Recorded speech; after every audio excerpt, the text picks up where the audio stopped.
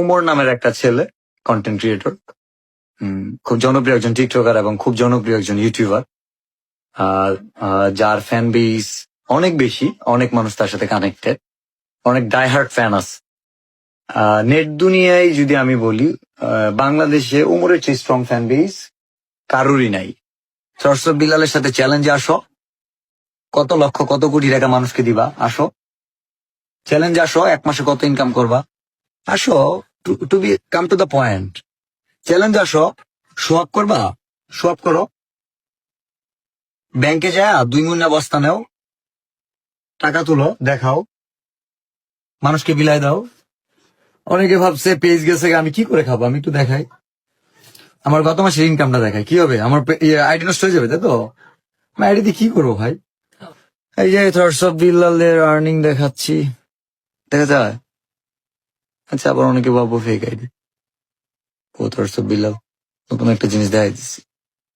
এই যে 5,12,572 star, $5,125 star.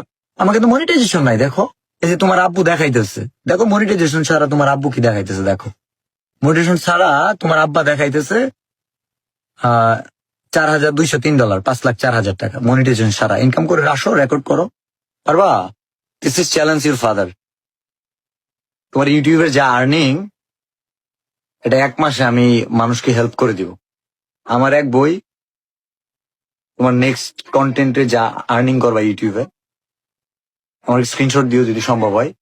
আমার এক বইয়ের 1 পৃষ্ঠা বিক্রি করে দিব। জাস্ট এখান থেকে খুলে বিশ্বাস না হলে এখান থেকে একটা পাতা খুলে দিয়ে দিব।